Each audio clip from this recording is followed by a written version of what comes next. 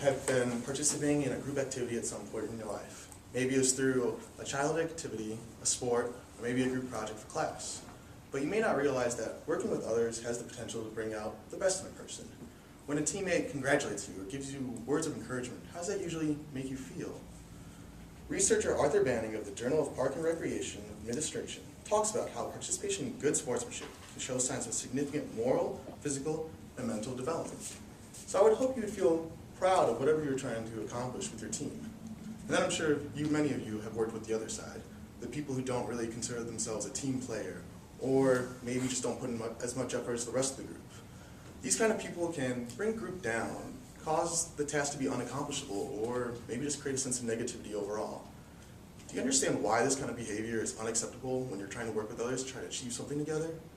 If you're still unsure, today I'm here to talk to you about the importance of sportsmanship on and off the court. And to help bring that point across, I have a few personal examples I'd like to share with you throughout my career as a fan and as an athlete. So, back in high school, you remember those days, spinning a combo to open a locker, jumping from classroom to classroom, period after period, and even eating the same Sodexo food they serve here at Costco today. But back then in high school, it was a basketball game against our arch rival, St. Francis, who a majority of our school hated. Professor Jamal Braddock of Sociology at Florida State University talks about how interscholastic rivalries have the potential to create a positive correlation between athletic participation, sportsmanship, and self-esteem. But on the court that day, there was none of that in sight. I stood there ashamed to be part of a student body that used their chants and cheers against the opposing team only to ridicule them. And even got to a point where they used a very, very vulgar term in their chants.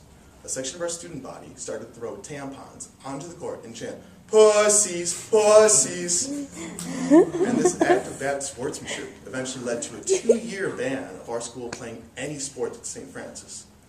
And so, after that event, I realized that sportsmanship is something that is greater than yourself. It's not just involving you and the person you're directing it towards. That it's something that represents you, your team, your fans, and everybody else that's involved in the sport. So after that event, I promised myself to never act in such a disgraceful manner as a fan or as an athlete, and took that with me to my college career. So now, fast forwarding, freshman year here at Ambrose, being a new Fighting Bee, I'm sure you guys remember the days first coming in as a little freshman, moving the furniture up the stairs, waving hi to new hallmates, and maybe even hugging a sobbing mother goodbye in the parking lot. But I was as nervous as any one of you. I didn't know where I'd fit in or where I'd find my friends. But luckily, I found the volleyball team. They're a great group of guys who encouraged me to join their group, and even though I was a nobody, they treated me like family. I was able to make great friendships with our seniors, and they were able to show me what it meant to be a team player. And as a freshman, I really wanted to start embodying those traits so that I could earn respect as well as give it.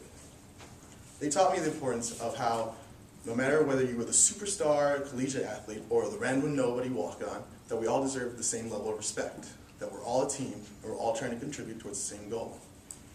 Dr. Mimi Winsberg of the American Board of Psychiatry and Neurology talks about how good sportsmanship helps to boost a player's confidence and their game. So, in my case, I was that random nobody, but my seniors treated me well with a positive attitude so that I could play my best on the court as well as enjoy the game that I truly loved. This taught me that you have to respect everybody that you work with, on or off the court, no matter what their skill is, and that you have the potential to bring out the best of their abilities as well, and you can even bring it in your own unique way. So now, 4 years later, I'm happy to say that I've been elected by my teammates to be a captain of the JV volleyball team, and I couldn't be happier. But a year before then, a game against Clark in our very own Lee Loman Arena, I experienced something that truly made good sportsmanship important in my life. It was an opportunity for me to show my juniors how I can be an influence to them, the same way my seniors had an influence me. So, in a survey that many of you took, most of you agreed that the two most important things in sportsmanship were to have good camaraderie and also to try your best in the court. But during this game, it was a bad upset. We had our ups and downs, and no one was really doing anything to change that. So, as an older member on the team, I tried getting everybody together in a huddle. I tried, making them wash it off and just forget about their troubles and remind them that you're here to have fun. Just play your best and have a good time. And luckily, they were able to step back out to the court and really turn the game around. They brought life back into the game, and I'd like to think that something I said had that effect on them, but I knew they could do it all along. Then, it was my turn to step on the court, and boy, did they just give that energy right back to me. I was up at the net, and they were constantly saying, "Ross, you can do your best, you got it, thanks for helping us," and it made me feel like $1,000,000. And when your teammates are encouraging you like that, you only want to do your best. And in that game, I got 7 blocks in a row. And point after point, block after block, continuously, my teammates would rush up to me and congratulate me. And all I could do was smile at them and just thank them for their kind words. But after that 7th point, I just exploded after being showered with their kind words over and over again. I reacted on the court in a way I've never reacted before. But I'm so glad that my teammates were able to bring it out of me.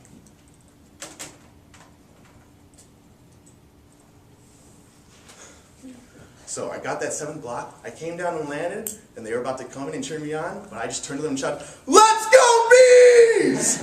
And right then and there, I understood the meaning of true good sportsmanship.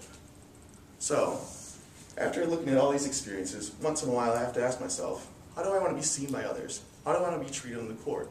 And what can I do to incorporate good sportsmanship in other aspects of my life? So as college students and athletes, these may be the last few years of college athletics you'll ever get to experience.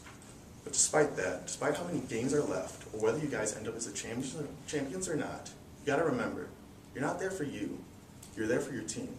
So at the next practice you're at, or match you're in, or game you're at, look at your teammates, your friends, your neighbors, and do your best to try to bring out the best in them, so that maybe, who knows, you can feel as great as I did on that day. Thank you.